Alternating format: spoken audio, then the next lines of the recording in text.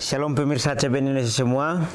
Senang rasanya kita masih diberikan kesempatan untuk bertemu lagi dalam pembahasan buku Agama yang Bersinar, di mana buku ini diambil dari tulisan Nyonya Ellen G. White. Buku ini ditulis dalam bahasa yang jelas, sederhana, dan indah. Sifatnya memberi petunjuk kepada orang yang mau belajar, pengharapan sejati bagi semua orang, kegembiraan kepada orang yang larut dalam kesedihan, dan kelegaan kepada yang letih. Buku ini juga menyuguhkan kepada kita suatu cara yang lebih baik, mengungkapkan kepada kita suatu kehidupan yang lebih sederhana dan lebih manis. Semua pembaca akan penuh dengan kegembiraan dan kesukaan, bersinar, menyinarkan kasihnya dimanapun kita berada. Jadi buku ini sangat menarik untuk kita pelajari, karena di sini dikatakan bahwa agama yang bersinar berarti kita akan memiliki satu agama yang dimana agama itu akan menjadi pancaran terang kepada semua orang, sehingga kita akan menyinarkan sinar itu dimanapun kita berada. Karena di dalam buku ini juga akan memberikan kita banyak petunjuk tentang bagaimana kehidupan Tuhan yang harus kita ikuti. Karena pada saat kita membaca buku ini, semua akan tertera bagaimana cara untuk kita hidup dengan Tuhan. Bacaan kita kali ini saya ambil di halaman 207 dengan judul Menjamu Hamba Kristus. Ayat intinya terambil dalam Filipi 2 ayat 29. Kita boleh mengambil Alkitab kita bersama-sama untuk membukanya. Jadi sambutlah dia dalam Tuhan dengan segala sukacita dan hormatilah orang-orang seperti dia. Tugas hamba-hamba Kristus adalah penghormatan yang amat tinggi dan mulia. Barang siapa yang menyambut kamu, kata Kristus, ia menyambut aku. Dan barang siapa yang menyambut aku, ia menyambut dia yang mengutus aku.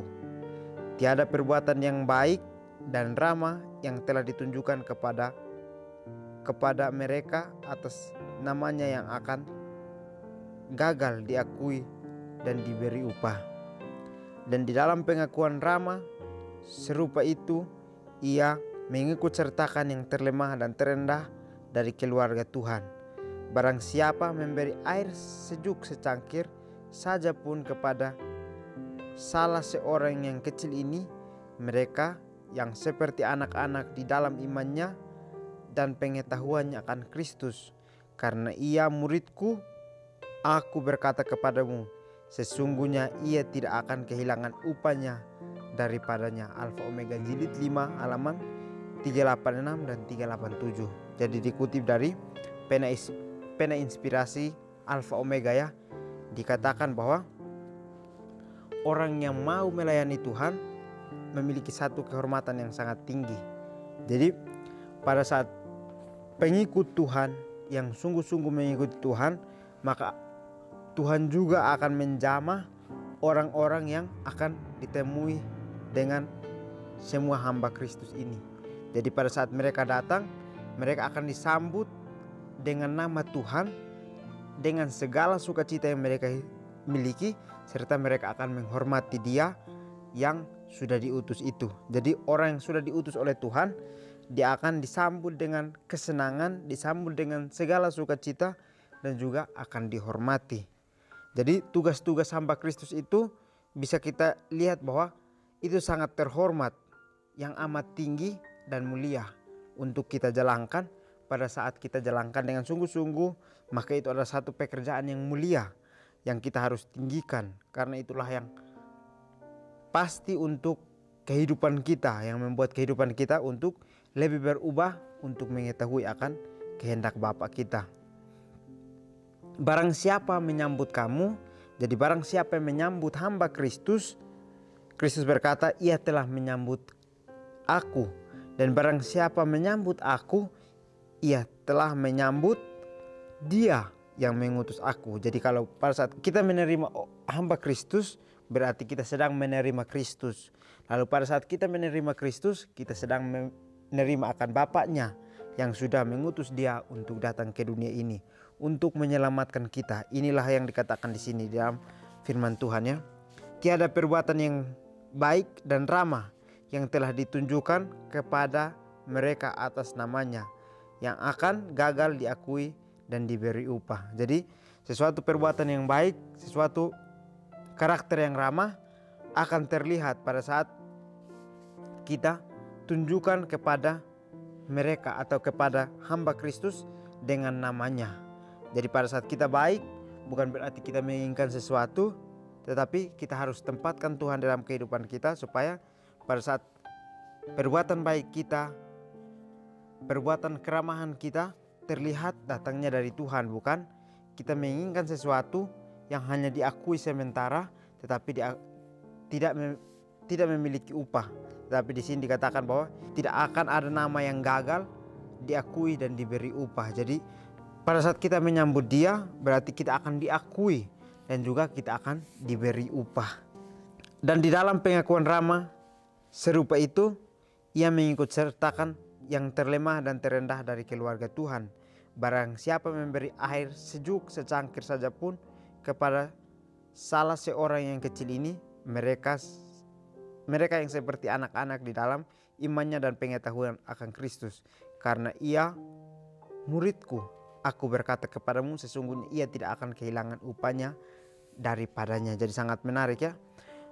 Ini memberikan kita satu ilustrasi bahwa pada saat kita memberikan secangkir air sejuk kepada pengikut Tuhan, maka kita sedang memberitahukan kepada mereka iman dan pengetahuan akan Kristus dalam kehidupan kita masing-masing.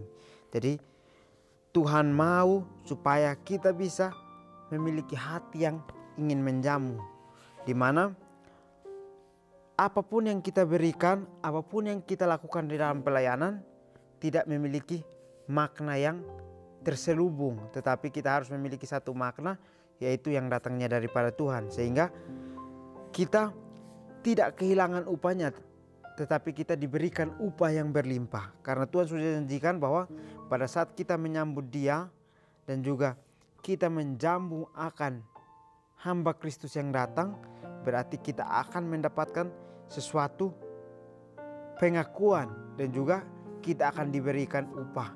Dan pada saat kita menolak untuk tidak menerima akan hamba Kristus yang datang, berarti kita sedang menolak berkat itu, maka kita akan kehilangan upah yang Tuhan akan berikan di dalam kehidupan kita.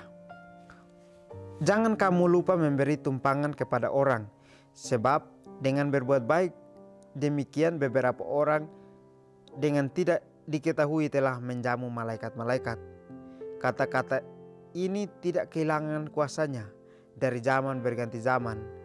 Bapa kita yang di surga masih tetap menaruh kesempatan-kesempatan pada jalan anak-anaknya, yaitu berkat-berkat yang tidak disangka-sangka.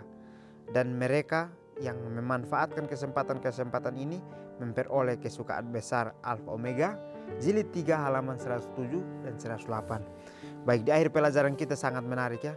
Dikatakan bahwa jangan kamu lupa memberikan tumpangan kepada orang, sebab dengan berbuat demikian beberapa orang dengan tidak diketahuinya telah menjamu malaikat-malaikat.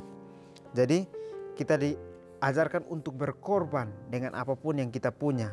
Jadi kita harus bisa menjamu orang, karena kita harus bisa menjadi berkat buat orang yang membutuhkan. Karena di sini dikatakan bahwa kita harus memberi tumpangan kepada orang, yang artinya kita selalu siap untuk menjadi wadah untuk mereka bisa menceritakan apa yang sudah menjadi kesedihan mereka selama ini.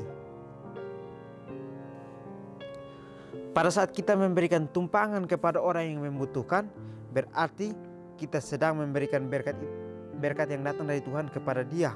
Dan tanpa kita ketahui, itu kita telah menjamu akan malaikat-malaikat yang sudah datang di dalam kehidupan kita. Kata-kata kehilangan kuasanya dari zaman ke zaman. Bapa kita yang di surga masih tetap menaruh kesempatan-kesempatan pada jalan anak-anaknya, yaitu berkat yang tidak disangka-sangka. Dan mereka yang memanfaatkan kesempatan-kesempatan ini memperoleh kesukaan besar. Baik, jadi saya membaca ini saya sangat tertarik ya, karena saya memiliki satu pengalaman juga.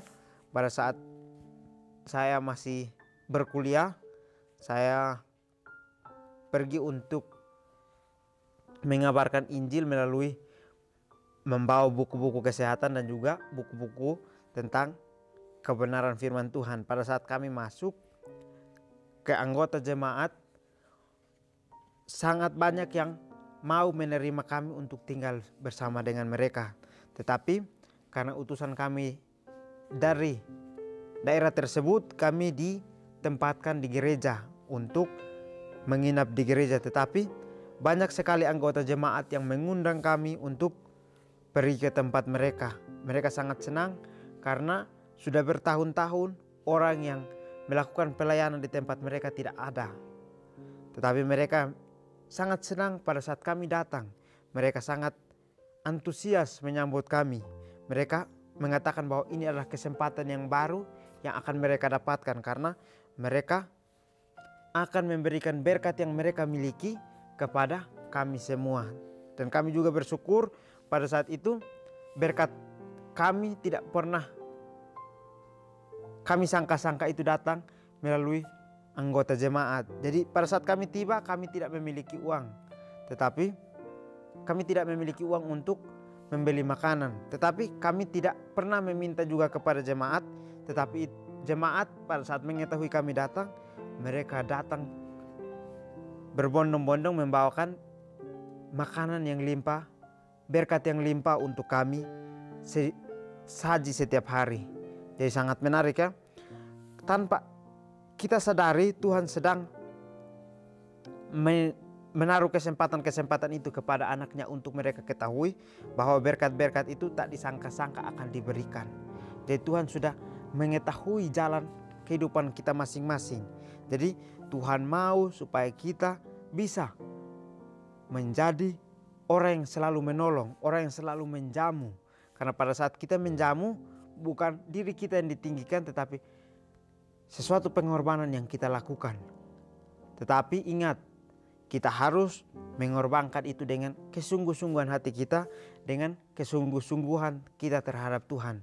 Bukan dengan kita mau menonjolkan akan kepunyaan kita atau milik kita kepada orang yang datang kepada kita. Jadi Tuhan sudah mengetahui akan kehidupan kita, sehingga kesempatan-kesempatan yang Dia sudah berikan kepada kita anak-anaknya, maka kita akan memiliki berkat-berkat yang tak disangka-sangka untuk datang kepada kehidupan kita. Dan mereka yang memanfaatkan kesempatan-kesempatan ini memperoleh kesukaan besar. Jadi sebagai hamba Tuhan, hamba Kristus, kita harus menggunakan kesempatan-kesempatan kita sebaik mungkin yang Tuhan sudah berikan dalam kehidupan kita. Kita harus bisa menjadi orang yang selalu siap sedia menampung akan orang-orang yang membutuhkan. Kita harus siap untuk mengorbankan akan segala milik kita untuk kita bisa menguji akan iman kita sendiri, untuk mengikis akan keegoisan hati kita, untuk setiap hari kita lebih mencari Tuhan. Karena Tuhan akan menyediakan berkat kepada kita pada saat kita siap sedia untuk membagikan berkat itu kepada orang lain. Jadi sesuatu kesukaan besar pada saat kita mendapatkan berkat-berkat yang tak disangka itu datang, maka kita harus manfaatkan kesempatan itu sebagai satu rasa syukur yang Tuhan sudah berikan di dalam kehidupan kita. Jadi pelajaran kita kali ini tentang bagaimana kita harus menjadi seorang penjamu hamba Kristus. Kita harus siap untuk memberikan fasilitas kepada Dia. Karena pada saat kita melayani Dia, bukan tentang kemanusiaan, tetapi tentang bagaimana kita melayani akan malaikat-malaikat Tuhan. Jadi ini mungkinlah pelajaran yang dapat saya bahas. Kiranya kita bertemu lagi di pertemuan selanjutnya. Tuhan Yesus memberkati kita semua.